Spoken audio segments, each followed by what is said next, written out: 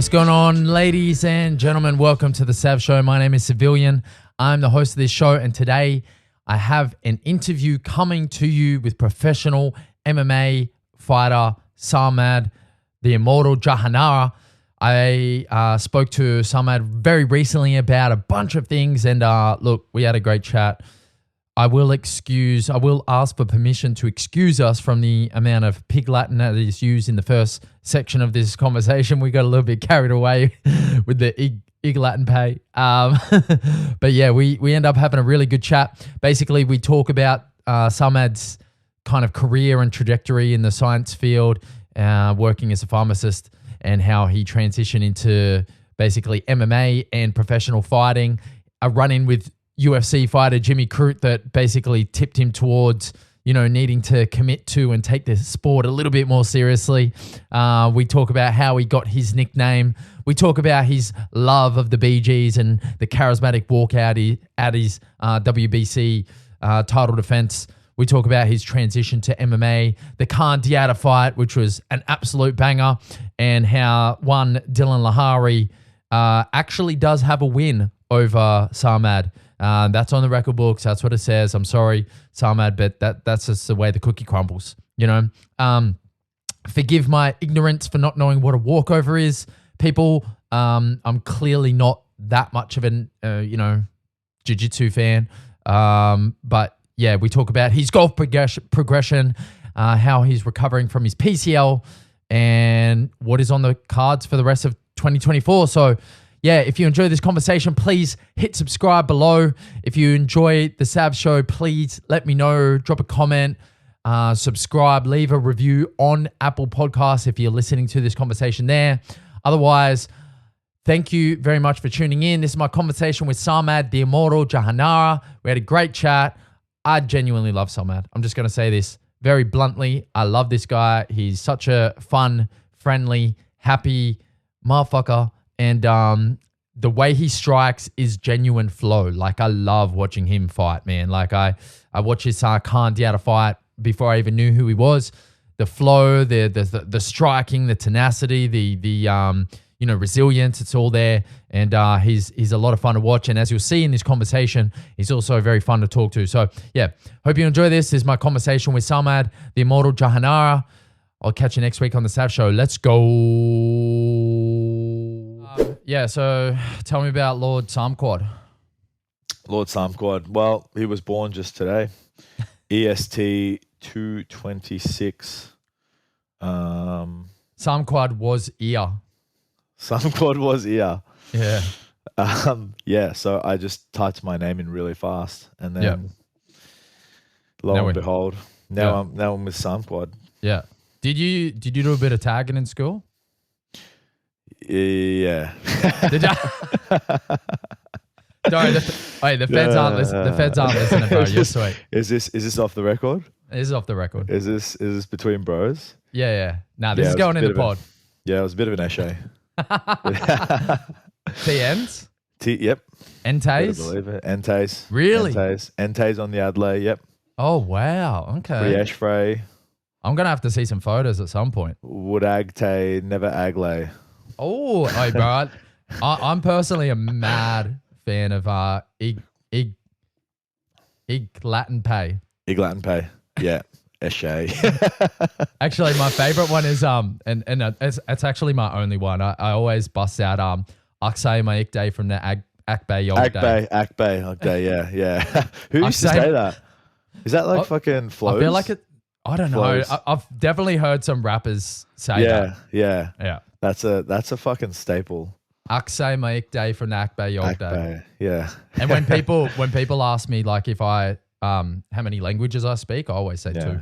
Yeah. Ig Latin Pay. Yeah, Og Day. Yeah, Akan Og Day. Kick us use, Che. Yeah. Oh god. All right, we're gonna have to get into some questions because we can't do Ig Latin Pay the entire conversation. I mean, we probably could, to be fair. Yeah, let the fans decipher for themselves. 100%. Get your pens and pads ready. Yeah, so tell me, how's the recovery gone? Recovery's gone pretty well. Yeah. I think everything's going according to schedule. Yep. I kicked for the first time today. Yep. Just had a bit of a play.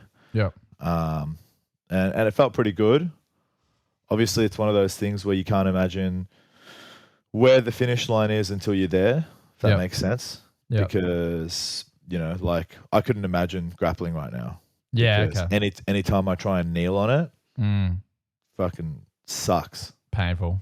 Yeah, painful. Like I can't obviously can't have any force on it. Yeah. Going forward, but stability wise, balance and everything. Like I could do like, you know, I could hop on it for minutes. It's fine. Yeah. So striking aspect is good. I could do striking. And it's funny because like, you know, go back 2 months, I'm like, fuck, I would not be able to strike on this. So I imagine I'm on the right track, you know, in a few months I'll know. You're seeing the progression. I'm seeing the progression. Yeah. It's just about having faith in the progress. Yep. And that's very I guess that's really important, because if you're on a journey and like there's no markers and you're kind of like not really sure if you're going in the right direction, you can kind of lose hope. Lose sight. Yeah. It's like for some injuries you have points of reference. Yeah. Like ACL. So many people do their ACL. They're like, yeah, at this point, this is where you should be at. And it's like very tailored and specific to every person. But with the PCL, because it's like, I think accounts for 12% of all knee ligamentous injuries. Okay. So you wouldn't meet many dudes who've had an isolated PCL tear. So, you know, like there's no one to chat to and be like, yeah, at this point, you know, this is where you should be. But it's funny. I did one day I was like wigging out about it pretty hard. I was like, am I ever going to fight again? Et cetera, et cetera. Yeah. I got on Reddit, made a post, and some pro MMA fighter from Argentina messaged me. Wow. He's like, yeah, dude, I did my PCL, fully ruptured it, didn't get surgery, went the conservative route. And I've had fights since. Here's a video of my fight. Sent me through a video of his fight. Wow. Okay. He won. That's amazing. Fight. Yeah. It's helpful. It was helpful. Yeah. It's amazing like what the internet can provide. Yeah. That's so cool. Like Reddit, like the ability to go on there, just ask a random ass question that you're not going to get like a great Google search response for. You can ask this random ass question and get a very specific, tailored response exactly to your needs. Like that's incredible. Yeah. And I mean, Google's been shithouse. Yeah, I bet. Because like I want like I'm asking like specific questions, right? Yeah. Will I ever be able to fight again?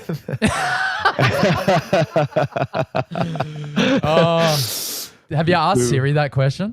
No. Siri. I wonder what Siri says. Siri would be like, here's the results I found from Google. Yeah. It'd be nice if she could give you a little hug and a kiss on the cheek or something. Yeah, I'd like to be able to console in Siri, but yeah, you know, we're not at that update yet.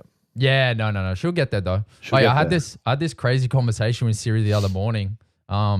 I had my phone like on my desk, like near my bed, and my alarm went off. And I said, Siri, you know, what's the time? She goes, it's 7 a.m. I'm like, all right, well, can we push the alarm back till 7:30? And then the alarm goes off at 7:30.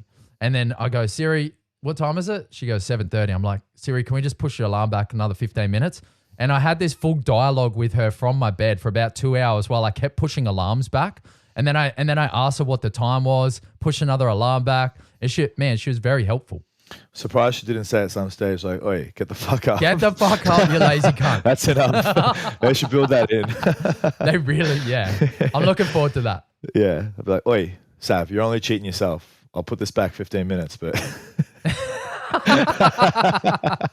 Yeah, she gets like real staunch with me. Yeah. I need that. Yeah. Carpe diem, bitch. Carpe diem. So...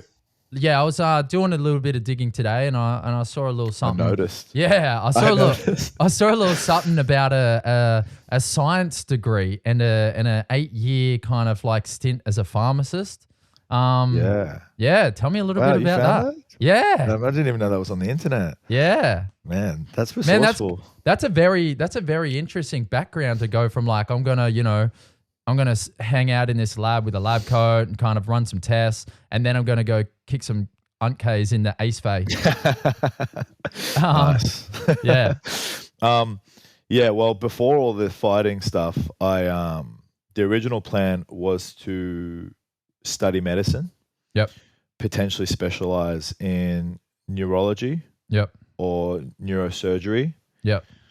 And this was all like coinciding at the same time as me starting out in fighting. And the plan was never just like, I didn't start training to start fighting. Yeah. You know what I mean? Yeah. And, you know, it was always a hobby. And it was funny because when I started like doing the crossover into the fighting, at that time I was studying neuroscience and we were doing a project on the effects of traumatic brain injury. And then I'm just like, I'm doing some research and then I'm going into training and I'm like, sort of like, oh. Doing some more research. Like, yeah, but I'm like, I just read like all this like, you know, neurodegeneration and and all this stuff, and I'm going in about to get my head punched in. I'm like, oh, it's kind of like a bit non-intuitive, you know, like counterintuitive. Yeah. And I was actually that was probably like a little fork in the road of, do I keep doing this? Because I'm learning about the outcomes. And at that moment I was very like hard and fast into like the scientific method. Like, you know, science is the truth. Yep. So if science says, you know, getting hit's bad, then you know, it doesn't matter how much I love this. Yep. But then, you know, obviously I was like, fuck it, man. Let's do some brain cells. One life, baby. Well, what was the actual like catalyst to make you see, I guess, the writing on the wall and be like, well, I understand this part of it, the logical part of it, but like my heart says something else. Like, is that what it was? It was more of so I used to go and train at, where was this? I used to go and train at Resilience with Dan Kelly. Mm-hmm.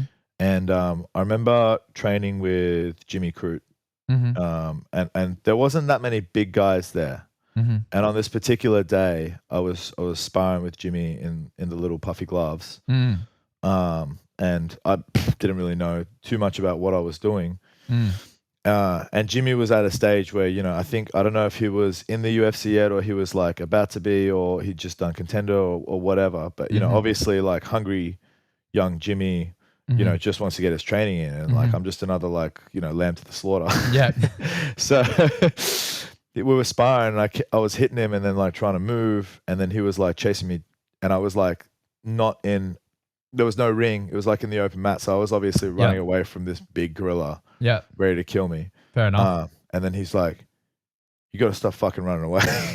Yeah. Okay. And then started coming for me. Yeah. And then in that moment then and there, I was like, you know, it's either, you know, I just keep running and keep getting beaten, or at least I go in with a fighting chance and maybe I hit him and he'll, you know, he'll back off a little bit. Yeah. And then after that session, I left with a headache, as you can imagine. And I was thinking to myself, I'm like, well, this fighting thing, it's like, if you don't want to get hit, you can't do it. If you want to do it, you got to deal with getting hit. Yeah. Because running away while trying to fight is no way to fight at all. Yeah. So you either say fuck it and do it, or you walk away from it. And I was catching the train home and I was like thinking about that. I'm like, I really want to do this, man. Like this makes me feel good. And then from then I was just like, once I lost that worry about getting hit and you know, obviously the TBI and all that, then I like my skill propelled quite a lot. And I felt more comfortable doing the sport. And that's when I'd accepted that's, you know, I was going to do the sport and I'm going to fight, and whatever may happen, you know? Yeah. And then at that point you start taking a little bit more seriously, start entering some competitions, I guess, or were you already doing that at that point? I was doing that. I'd had about, I can't remember, I think maybe like 4 or 5 amateur kickboxing fights. Okay. I think I was training for my first amateur MMA fight. And then, like obviously I think that needed to happen eventually. Yeah. It was just what was going to be the catalyst, you know? Yeah. And I think I needed that sort of beating to... It was Jimmy Crute saying, stop being a pussy. Essentially. Harden the fuck up. Yeah. take this damn beating like a man. Yeah. And yeah, you know what? I'm thankful for that experience. Yeah. Sounds very formative. For sure. Yeah. For sure. And then, so do you like you're working in a lab at the time, and do you just like, were you working in a lab and you just decided to throw it in at that point? So I worked at a hospital pharmacy at the Epworth. Okay. At the Epworth, and I did that full time for 2 years. Mm-hmm. A year of that while I was studying, and then I transferred over. Sorry. The study load was getting pretty hectic, like going into like my second and third year. Yep. So I dropped down to part time, and because I was training full time, studying full time. For a little while, I tried to manage full time work. It was just way too hectic. Yeah. So I dropped off the full time work because I had an opportunity to come up for part time work. Yeah. At Mulgrave Private Hospital. That's where I work to this day. Hit me up for some scripts if you need. No, that's where I was working to this date. And I was studying at the same time, but I'd be in the lab studying. Yeah, okay. You know, like doing a lot of like... So you're trying to balance all these things and it's just like not really working. To some stage, I ended up hitting an equilibrium. Yeah. Where everything was just working out well. Well, I don't know about well, but everything was working out. You know, I had like that... Okay. You had a balance. I had a balance. I had that young drive, you know, like you can just find a way to do whatever you're doing at that time. Yeah.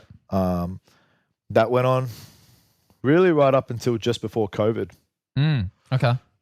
And then COVID hit. I had like a shift of mind. Yeah. And around that time, fighting was going real well. So I'm like, you know what? Like, this is what I want to do. Yeah. I was coaching a little bit before COVID hit. Probably like maybe 6 months to a year beforehand. I started taking some of my own classes. I'm like, I really enjoy this, and I got a bit of like a knack for it. You know, like I understand how to teach people. Yep. And then after COVID, like, you know, just an opportunity fell into my lap, and I took it. Yep. So I decided to leave part-time work. Yep. Well, reduce a lot of my work at the pharmacy.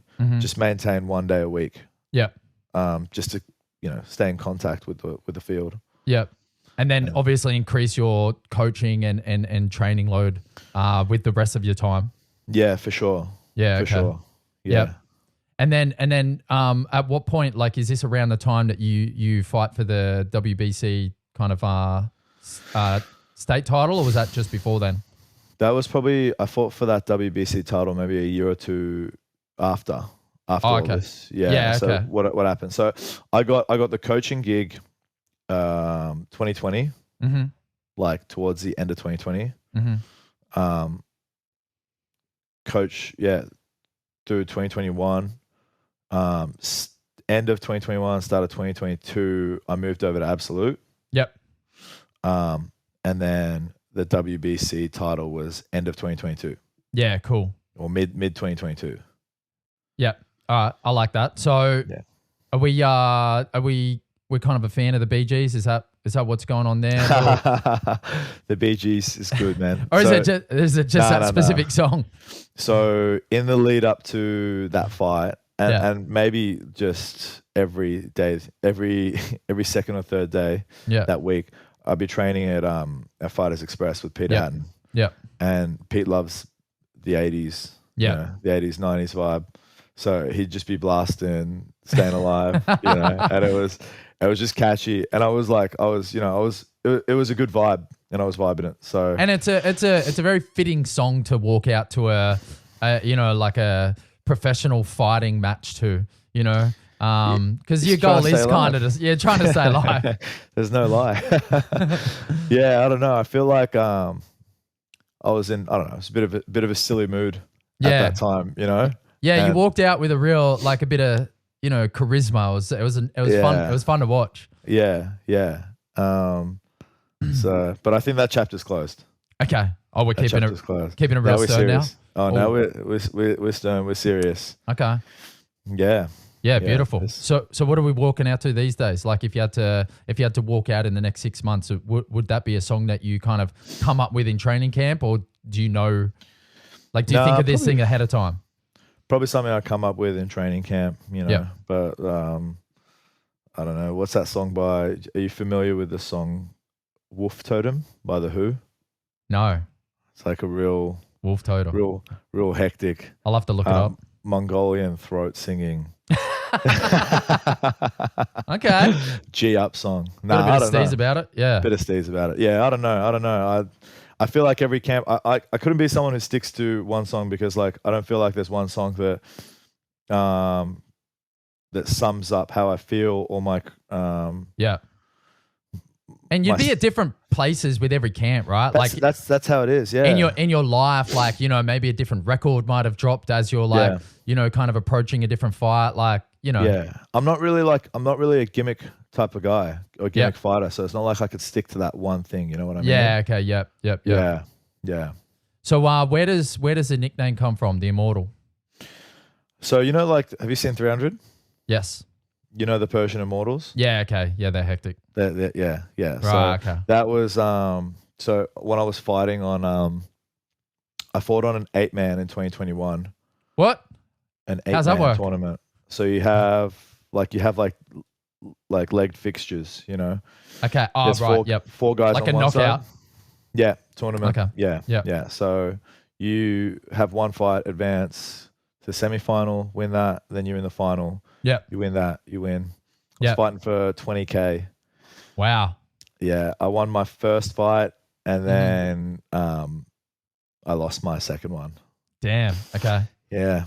And the nickname came from that tournament? So Prince, who was a promoter, and a mate of mine, he gave that to me. He said, you know, that's what we're gonna sell this. We're gonna sell this. Oh, as cool. The Immortal. Yeah. As the Immortal. I'm like, all right, I'll take it. It works. You know? It works. Yeah. Yeah. Still alive, not dead. So we've got the Bee Gees working. We've got the Persian Immortals. Fingers crossed for longevity. Yeah, my man. So you win the WBC title. Had you taken an MMA fight at that point, or did you kind of like start to transition into MMA after that? Nah, so I'd had 2 amateur MMA fights. Okay. Years before that. I had my first one 4 years before that. Okay. And obviously I was going to go pro a lot earlier, but then COVID happened and bit of uncertainty and everything. So I'd had my pro debut in MMA a month before the WBC fight. Okay. Yeah. I won that one by knockout, and then it's pretty good to go. So the WBC fight was locked in after that. Yeah, you went straight into it. Yeah. Yeah, beauty. You know, grab the cash and dash, baby. Man, it's just too easy, isn't it? Yeah. When it's easy, man. Yeah. And so sometimes it's not. Yeah. I mean, speaking of when it's not, I mean, you got the win in the is that your most recent pro MMA fight? The Khan Deatta, yeah. So you got the win in that fight, but you know, talked about as one of the fights of the year, absolute war. I remember, and that was the first time I'd seen you fight as well, was that fight, and fuck, what an introduction. Yeah, how do you now, like a little bit on, you know, 12, 18 months on from that fight, how do you look at that kind of fight, and, you know, how you've transitioned since then? That fight is definitely what 2018 Sarmad was weary of. Yeah, okay. It was I feel like that fight that fight sort of I feel like that fight matured me a fair bit. Because so like that training camp, I was dealing with some injuries. I pushed through the injuries, had the fight, and then, you know, had some more, like the injuries probably had some more injuries. Yeah. Had some more injuries, and then, like, you know, like a list of injuries started coming out from that fight, you know, so prolonged my future fights by quite a bit of time. But I think you know, similar to the Jimmy Crute experience, unless getting my metal tested, then I wouldn't have. I don't think I would have matured as a fighter, which I think I'm in the process of. Yeah. Just like understanding training load and understanding making smarter decisions and knowing when to push it, when to not. Yeah. Being in tune with my body, things like that. Like taking the whole spectrum and the holistic approach to your training and understanding, what's required for the longevity, for the, professionalism of it. For sure. Yeah, for sure. I think before that I had this whole like idea that, if you're not like, you got to push yourself on the days you feel shit. Yeah. Well, it's like, no, on the days you feel shit, maybe you should just go for a run or something. Yeah. Okay. You know what I mean? And like, let your body rest a little. Yeah. Because that'll introduce burnout probably slightly quicker, right? For sure. I mean, like one example is before that kind of Deatta fight, the week before, I had a car accident. Okay. Twinged the fuck out of my shoulder. Holy shit. Okay. I had a car accident and the seatbelt yanked on my shoulder and I had like a little bit of pain, but I was still like, I lifted through, and the next day I was hitting pads and I like fucked it even more. Yeah. Okay. And I'm like, you know what? We'll deal with that after the fact. Wow. Okay. So when the adrenaline starts going in the fight, do you even have time to think about it? No, I felt nothing. nothing. Like when you got adrenaline going, you're pretty good. You're pretty right to go. Like in that fight, I broke my nose and my sternum. Holy shit. Okay. Yeah. So like, but got no idea. That happened in literally the first minute of the fight. Okay. Right. Is that when he caught you coming in? Yeah. I ran it. I wobbled him. And then I ran in, got cracked straight in the middle, straight into the nose, and then the icing on the cake. I got up and got into the clinch, and he just like had all this room to just drive a straight knee into my chest. And I actually heard it crack. And then I recovered. I had him on the wall, and I'm like, "Fuck, this is a shit sport." Yeah. Like, did I choose to be in here or what? Yeah. It's like I was talking to Hal about his last Hex win, about that wild 5 minutes where he like knocks a bloke down, kind of gets himself in a triangle, and and he was sitting there thinking, man, if I get fucking submitted after I've just like knocked this dude out, I'm gonna retire happily right now. Yeah. 100%. Man, must throw up some questions. And then he decided to get stuck in another triangle. Go for another one, maybe. Just to show himself that he's made it. Make it work. That's insane. So I guess that definitely would have made you. It would have solidified a lot of the work that you had been doing. Probably gave you a lot of confidence that you can, go the distance, kind of overcome these hurdles and like, I mean, you probably already knew this before, but like, it's not just skill. There's a lot of heart there. There's a lot of strength and resilience, and you're prepared to go all the way with this thing. Yeah, big time. Yeah, I feel like there's a recipe to making a good fighter. Yeah, and no matter what people say, I don't think like skill acquisition is unlimited, readily available thing too. Okay. There's limits for it all. Yeah. Okay.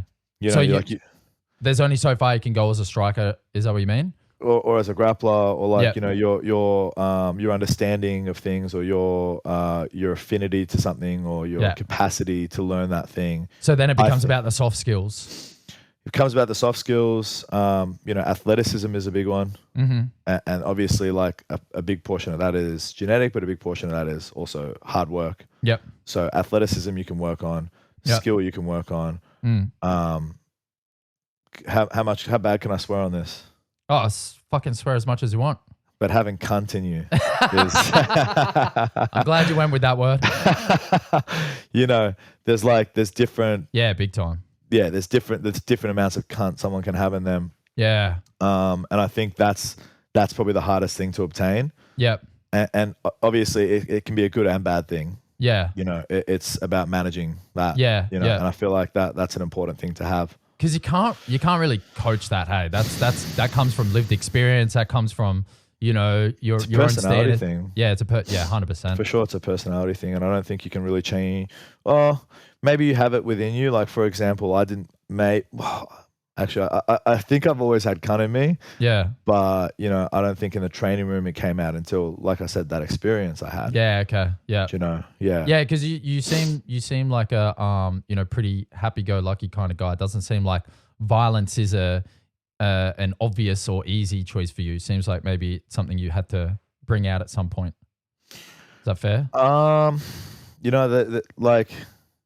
So the funny thing is, like, as long as I've always gone into fights. The short answer is no. Yeah, no, I guess you were an Eshe back in the day, so I was fair an enough. Eshe, yeah. I'm not like how do I word this for the for the family audience, for the faint of heart? Yeah, okay. I'm not like, I wouldn't classify myself as a violent person. Yeah, but I understand that violence is an important part of being a man and in life. You know what I mean? Totally. And I understand that in a lot of situations, violence is stupid. Yep. You know what I mean? And diplomacy is a better answer. Yep. But I also don't believe that you can go your whole life without violence. Yeah. And I made sure not to. Yeah.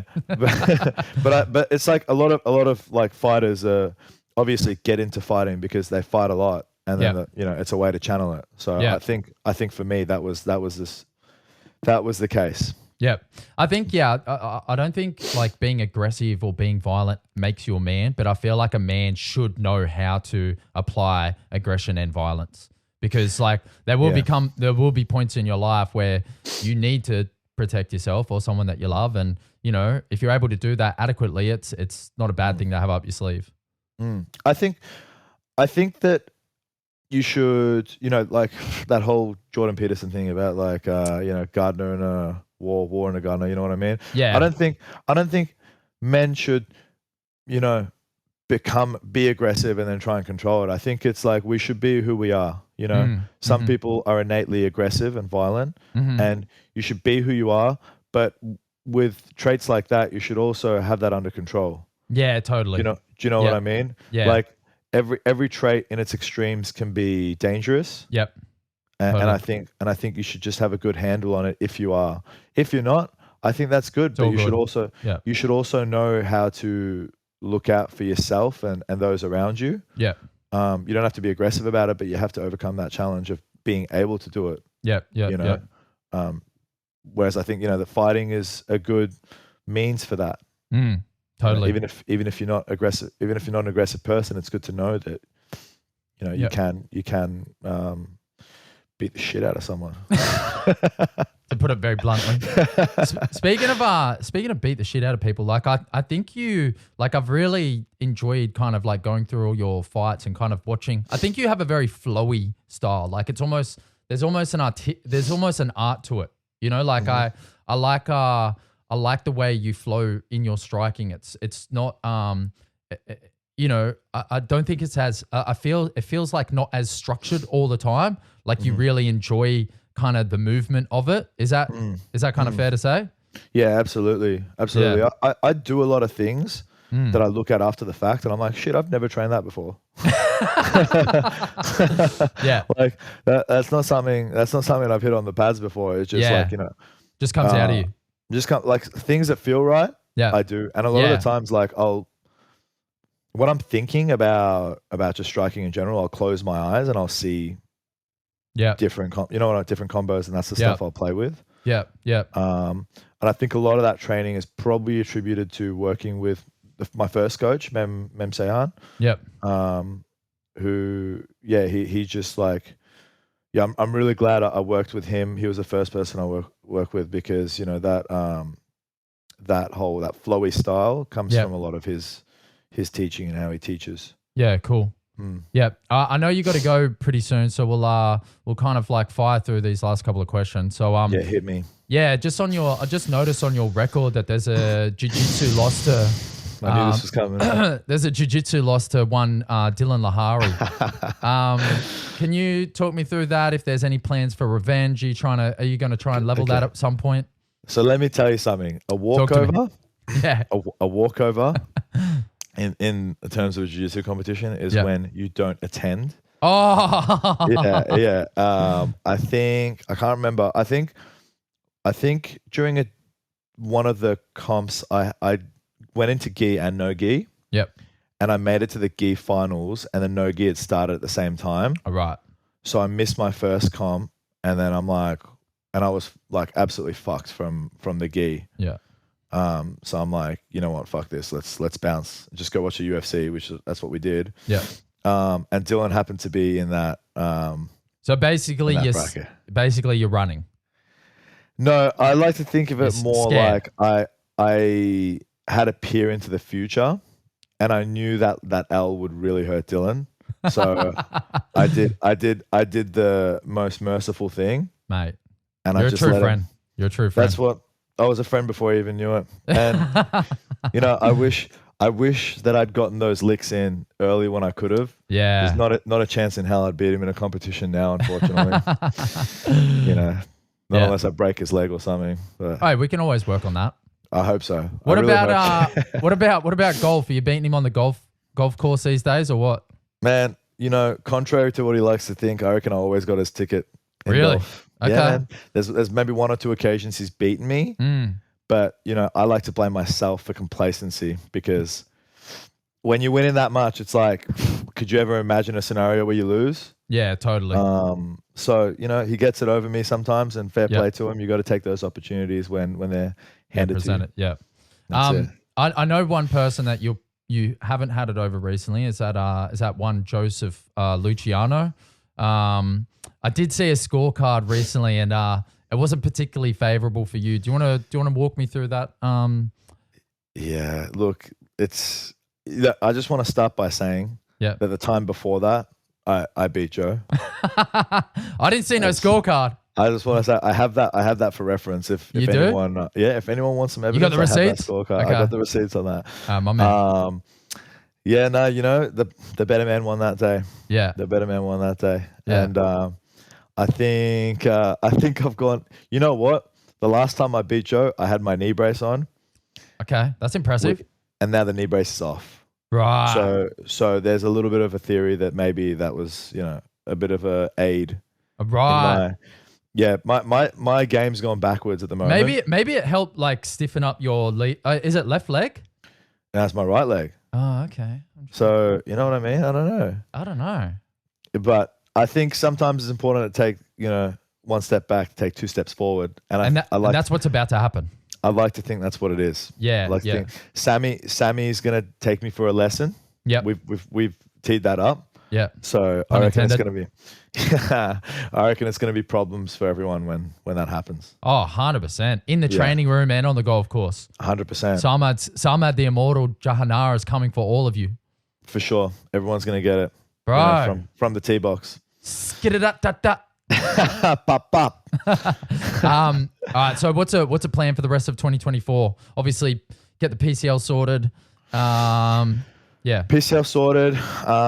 Sneak in a Muay Thai fight just to test the rig out. Yeah. And then get a MMA fight, and then I have a Europe trip planned. Okay. Oh yeah.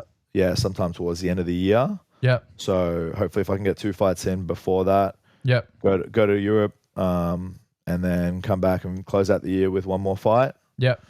And hopefully, if all goes to well and the body hangs in there, then 2025 is going to be full steam ahead. Full steam ahead, joggers. Yeah. I'll get like 5 or 6 fights in. Yeah, fuck yeah. Yeah, that's the plan. It's a good plan. How long are you in Europe for? 6 or 7 weeks. Ooh. Yeah. Lots of golf? Lots, man. If I can hit a course in every country I go to, I'll be a happy man. Yeah, that'd be pretty good, actually. Yeah, I just got to find somewhere to ship Annie off to for the day. We can make it work. We could make it work. Yeah, there's got to be some sort of like tour guide for that, Yeah, like a culinary kind of like expression. Yeah. For sure. My man. Well, I know you're off to sparring now, so I'm going to let you go. Good luck at sparring. Have fun. Thank you, sir. And thanks for the chat. It's been good. I appreciate you. I appreciate your time. And yeah, good luck with the recovery. Thank you, sir. All right. See you, Sarmad. Take care. See you, bro. Bye. All right, guys. That's it for my conversation with Sarmad The Immortal Jahanara. I hope you enjoyed that chat. If you want to pick up a copy of Sarmad's book on how to speak Latin for beginners, I'll drop a link to that below. Lol, that's a joke. But yeah, if you enjoyed this conversation, drop a comment below. Subscribe to my channel. Leave a review on Apple Podcasts or Spotify Podcasts, wherever you're listening to this. It really, really helps.